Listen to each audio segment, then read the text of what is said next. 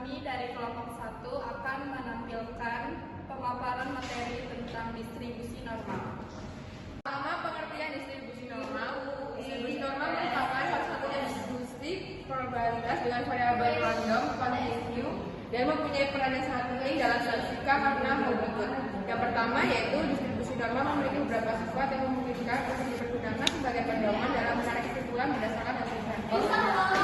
Yang kedua, meskipun distribusi normal mempunyai sifat teoritis, tetapi sangat sesuai dengan distribusi empiris, sehingga dikatakan bahwa semua peristiwa secara alami akan membentuk distribusi ini. Selanjutnya yaitu ciri-ciri distribusi normal. Distribusi normal itu memiliki beberapa ciri sebagai berikut. Yang pertama itu disusun dari variabel random kontinu. Yang kedua, kurva distribusi normal mempunyai satu puncak. Grafik yang disusun dari distribusi normal akan berbentuk kurva yang simetris dengan satu puncak atau unimodal. Yang ketiga, nilai mean, median, mode terletak pada satu titik. Keempat, kurva normal dibentuk dari jumlah pengamatan yang sangat banyak. Yang kelima, ekspon yang dihasilkan bersifat independen. Dan yang keenam, ekor kurva mendekati aksis pada penyimpangan ke kiri ke kanan sebesar 3 SD dari rata-rata, dan ekor grafik ini dapat dikembangkan terus tanpa hitungan. Selanjutnya akan dilanjutkan oleh rekan saya. Selanjutnya penjelasan tentang banyaknya kurva yang dihasilkan dapat dilakukan dengan dua cara berikut. Yang pertama itu ada cara ordinat. Cara ini dijelaskan dengan menggunakan rumus sebagai berikut.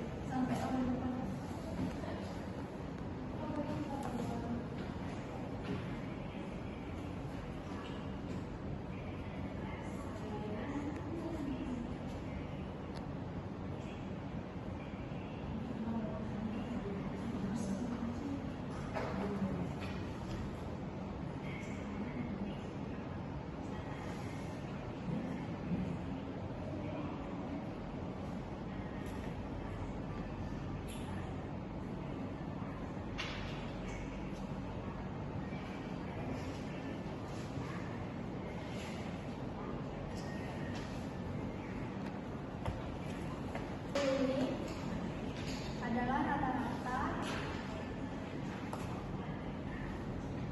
dari populasi.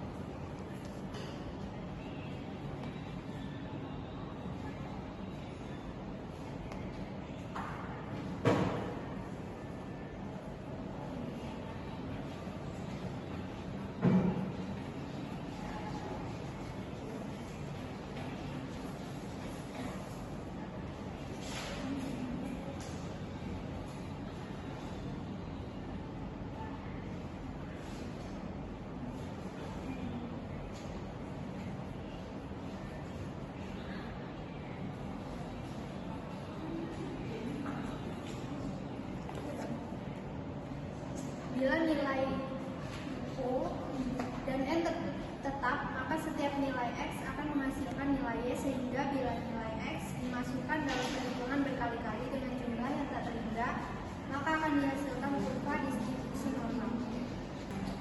Selanjutnya, bila O besar, maka kurva yang dihasilkan mempunyai puncak yang rendah, dan sebaliknya, bila N kecil, maka kurva normal yang dihasilkan mempunyai puncak yang tinggi.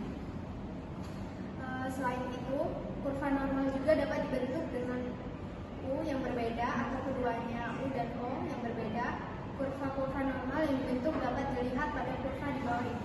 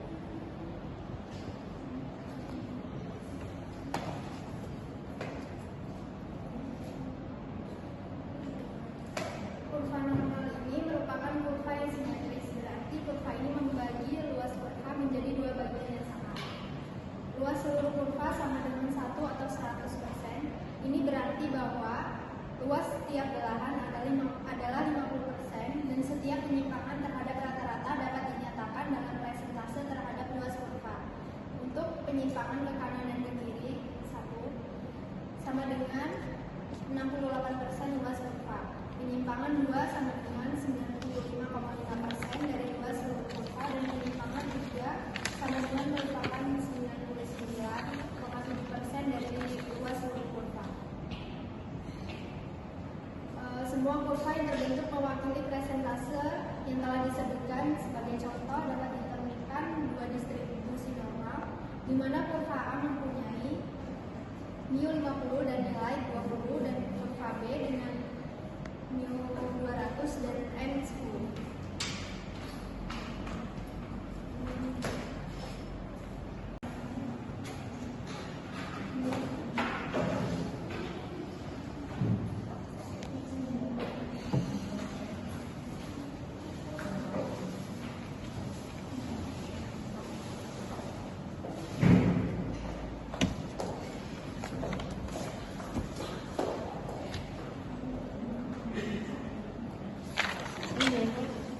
Apa?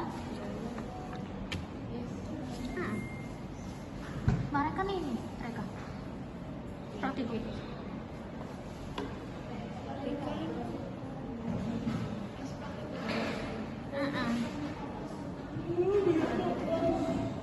Belajar ini aja, mau ini aja. Belajar kemarin, semalam. Subjek apa?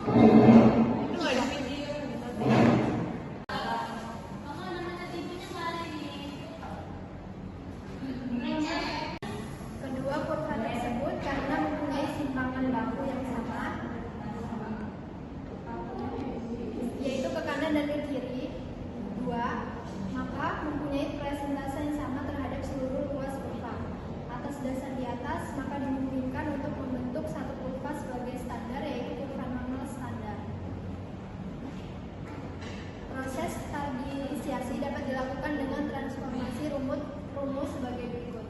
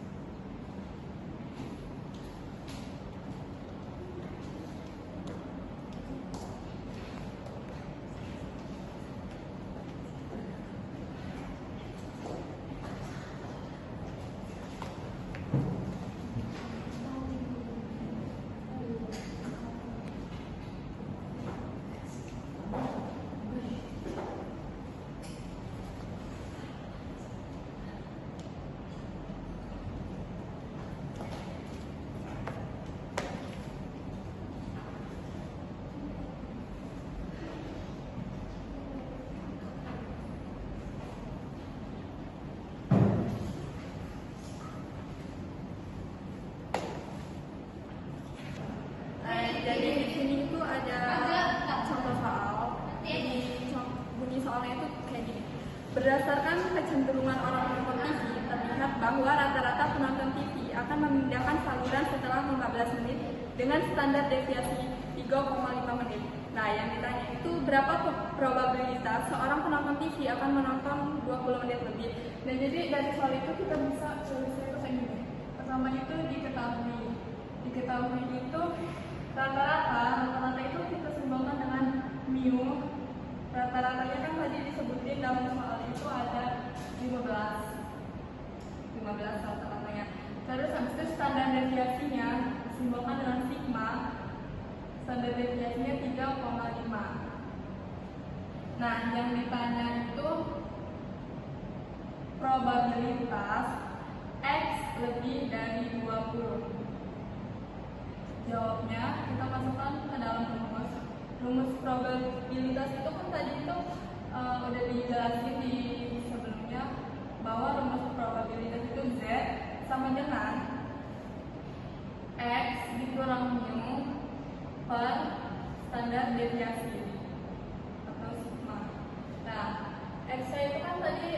ini lebih dari 20, jadi kita tulisnya 20 dikurang mu atau rata-ratanya 15 per standar deviasi atau sigmanya 3,5. 20 dikurang 15 sama dengan 5 dibagi atau 3,5, hasilnya itu 1,43. Nah, 1,43 ini kita lihat di tabel baris ke 1, baris ke 1,4, terus di kolom ketiga. Nah, kalau menurut tabel itu hasilnya itu 0,4236. Nah, kurvanya itu kan bentuknya kayak gini ya, simetris. Nah, ini titik tengahnya. Luas dari kurva ini 1, jadi luas semuanya itu 1. Jadi masing-masing itu luasnya itu 0,5, sebelah sini 0,5. Nah, tadi itu anggaplah tadi kan di hasil dari treatnya itu kalau di tabelnya itu 0,423. Nah, kita taruh di sini sama garis ini 0,4236. Nah, di sini itu 1,43. Nah, sebenarnya probabilitas itu yang ditanya itu luas sebelah sininya. Jadi gitu tinggal kan probabilitasnya P sama dengan P X lebih dari 20 sama dengan luas kurva sebelah sini kan 0,5 dikurang 0,4236 sama dengan 0,0764. Jadi probabilitas seseorang mendapat untuk X lebih dari 20 itu nih 0,0764. Selanjutnya pertanyaan ketiga itu berapa probabilitas kesembuhan lebih dari 220 hari? Untuk mengetahui probabilitas kesembuhan lebih dari 220 hari yaitu kita mencari dengan mengusir lagi sama seperti tadi, yaitu 220 dibagi 200 bagi 10 dikurang 200 bagi 10, dapat hasilnya 2. Nilai Z itu 2, maka dapat dilihat dari tabel itu kita apa di sudut normalnya itu ada di 4772, terus atau bisa di desimalkan menjadi 0,4772 atau bisa dibulatkan lagi menjadi 0,02 atau 2%. Jadi kesembuhan dari 220 hari ini hanya 2 dalam 100 doang. Terus dapat digambarkan dengan kurva.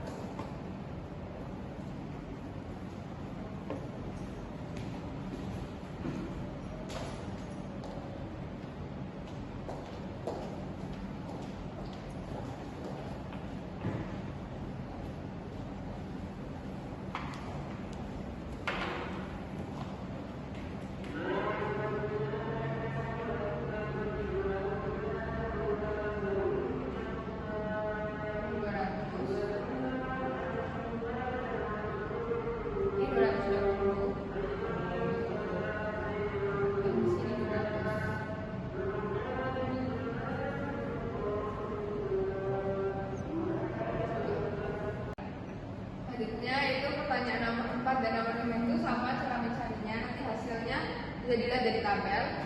Langsung saja pertanyaan nomor 6. Berapa besar probabilitas kesembuhan antara 190 dan 210? Untuk menghitung waktu kesembuhan antara 190 dan 210 itu mula-mula kita hitung nilai Z-nya dulu. Lihat lagi. Nilai Z-nya itu 210 dan kita cari luasnya, lalu kita hitung nilai Z. Satunya itu yaitu 190. Jadi dapat kita hitung 210 dikurang 200 dibagi 10, dapatkan hasil 1. Dapat dari tabel itu menjadi 0,3413. Selanjutnya 190 dikurang 200 dibagi 10, mendapatkan hasil negatif 1. Dan dapat kita lihat di tabel yang ada di PPT itu menghasilkan 0,3413. Ini dapat ditambahkan, dijumlahkan, hasilnya menjadi 0, 6, 2, 8, 6,0. Dapat digambarkan kurvanya.